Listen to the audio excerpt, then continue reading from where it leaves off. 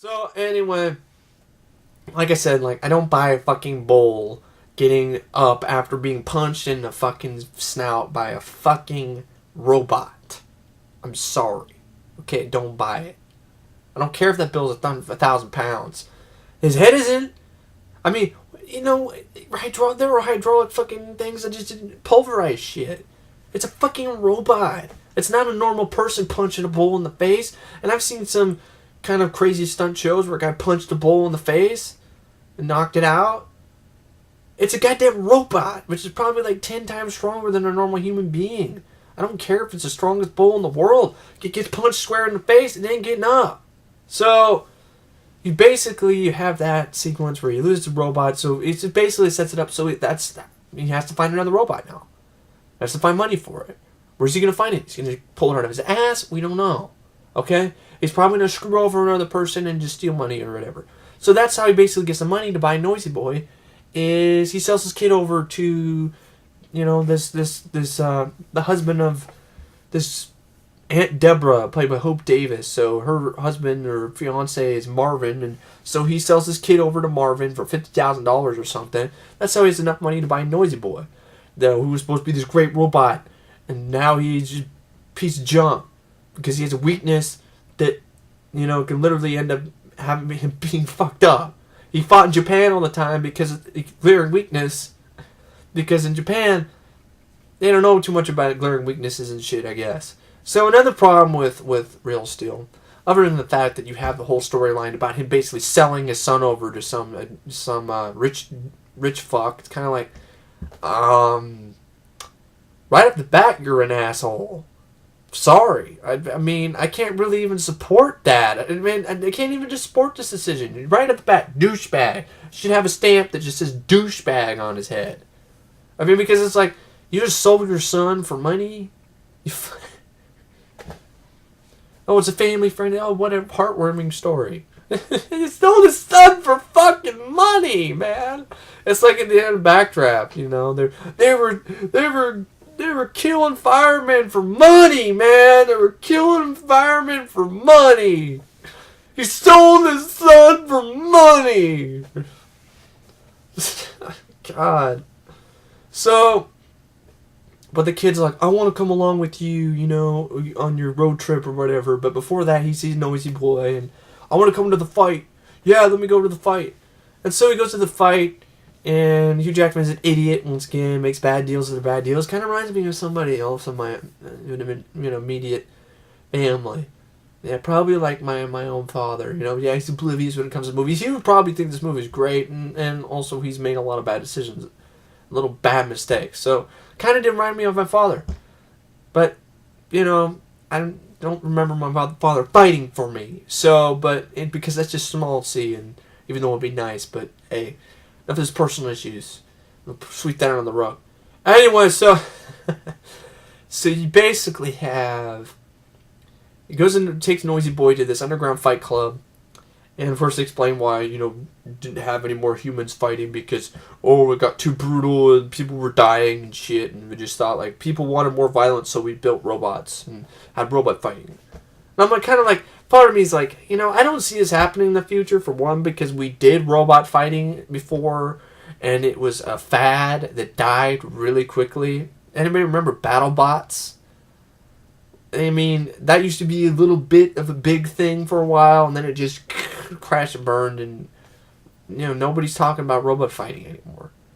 It's not this big popular thing. I seriously doubt it would overtake boxing, and I definitely doubt in the near future it'll take over anything like UFC. I mean, basically what this future is telling me that UFC, people lost interest in it. I'm sorry, I'm not going to lose interest in UFC. I mean, that's literally physical beatdowns, man. There's some epic beatdowns. Some awesome shit, like Randy Couture going up with some 7'2" motherfucker and beating his ass. And Randy's like not even in 6 foot. I mean, it's just they do all these arm bars and, you know, punches and kicks and stuff, and it's exhilarating. So, and it has a huge fucking fan base. I seriously doubt UFC gonna be overtaken by lame ass robot fighting with stupid fucking nerds basically controlling robots on remote controls. That's one of the biggest issues I have with this film. Because I thought it was like from the posters and from the trailer. I thought it was like, Kenton or another boxer is doing this stuff, and the robot's shadowing his movements, and you're getting real fights. Now it's freaking computer nerds or video game geeks playing with fucking controllers with their PSP or something and using it to control some robot. It's just fucking lame. I mean, that's just not even boxing.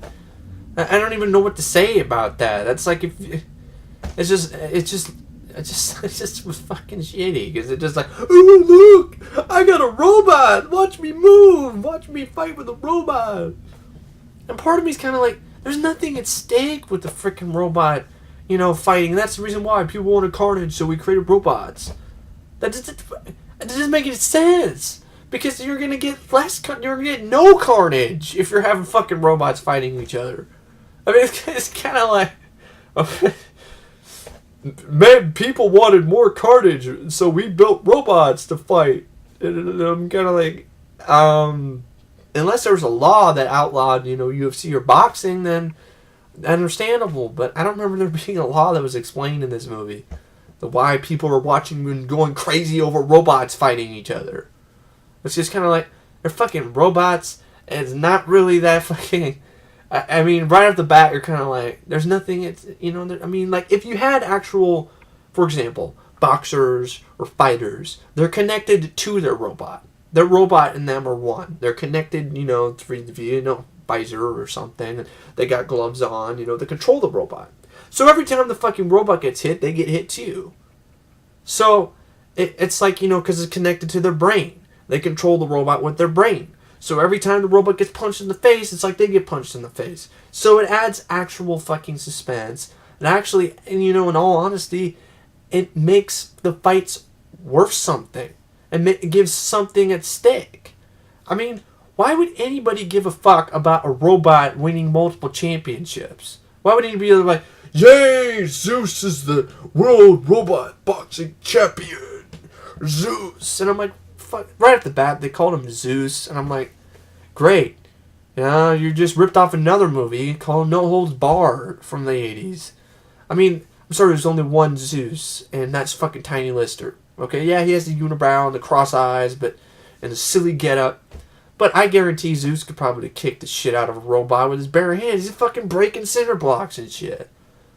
I mean, right at the bat, even with his cross eyes and unibrows and stupid shoulder pads, he's still more intimidating than a freaking CGI robot with a freaking mohawk. Looks like a broom handle. Well, looks like a fucking broomstick on top of his head. So, Noisy Boy also has a broomstick problem, and he gets his ass handed to him. Oh wait, that's Noisy Boy who looks like an idiot. Okay, Zeus just has some generic bland-looking armor. So, black armor. So basically, Noisy Boy gets his ass handed to him because fucking Kenton's an idiot and sets him on the main event, even though he hasn't boxed hasn't really boxed an actual robot in a while, fought, or not really boxing, controlled a robot. So he's controlling his kids in his ear, saying, no, you're supposed to do that this way, you're doing it wrong. And after expecting Charlie Kenton to just be like, shut up, kid. So, but anyway, after that disaster, after he thinks he's got the upper hand, and the other guy just fights dirty anyway, and kicks and just basically finds the weakness on Noisy Boy, exploits it, and decapitates the robot. And then, of course, now he's out fucking $25,000 or something. The money that he got, after he sold his son. So then basically he, is going to go on the road to try to, I don't know what, just fucking to screw people out of more money.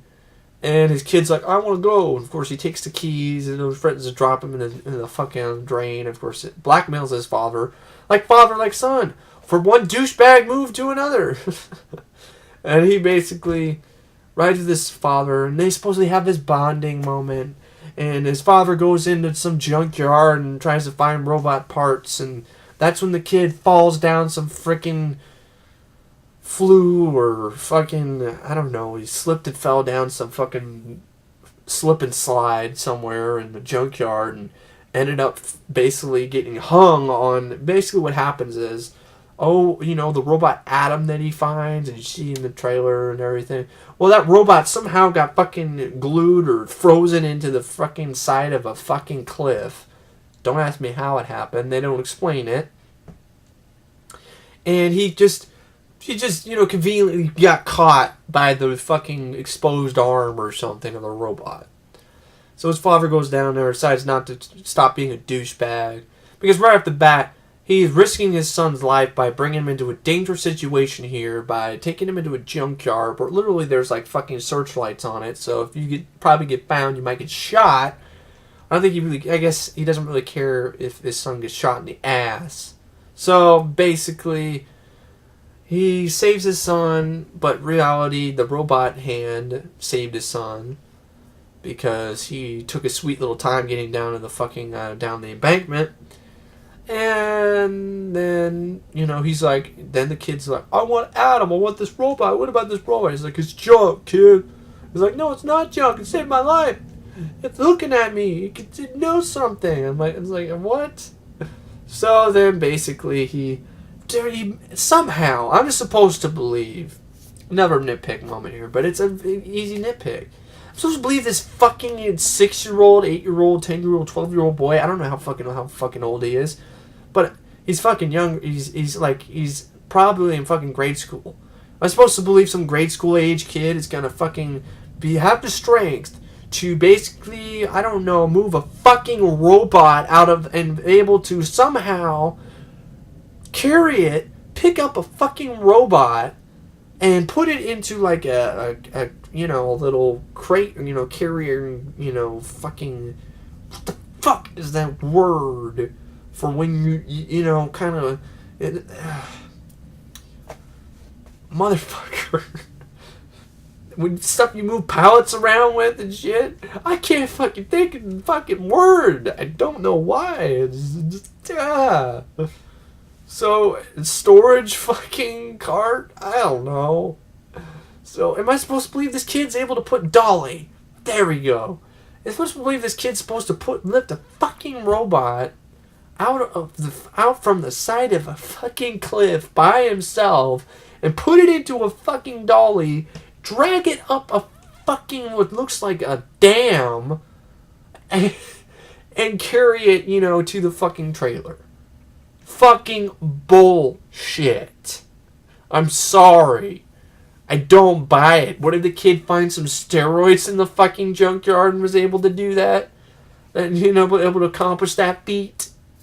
So anyway, the robot somehow works because they added some parts from Noisy Boy into him, and I guess it's really fucking simple, I guess, to fix some robot that's been in the fucking side of a fucking cliff, you know, covered in mud and dirt and rained on, and, you know, for fucking, I don't know, probably years. It hasn't rusted at all for some reason, and it works just fine. And so what it is a sparring robot. So basically it copies your movements. So the kid thinks it's, you know, watching him, and there's this moment where this kid, he's lonely, so he runs and the robot runs with him. It's supposed to be heartwarming, and I'm kind of like, that's sad. That's sad. He has no friends. He's gotta basically, you know, use a fucking robot, you know, that can't even fucking see, talk, or hear, or do anything without, you know, he's it's sad because he's like moving these movements and he's thinking the robot is picking him up and hugging him and shit. It's just, it's not heartwarming. It's just sad. You're looking at the viewer, you're like, oh, that's just pathetic. Man, he needs some friends. So then basically he decides, I want to fight. I want to fight. I want to fight. Give me a fight with Adam. Adam can kick some ass. And of course Kenton's like, no, he can't. He's a fucking sparring robot. He's a piece of shit. It's like, no, he's not. He's better. He's good. He's a good fighter. You gotta help me train him. He's like, no. But of course, then he mostly breaks down and is like, all right, I'll help you. Since you're my kid, after all, or you're my son, I gotta do something. You know, other than sit around and look like an idiot.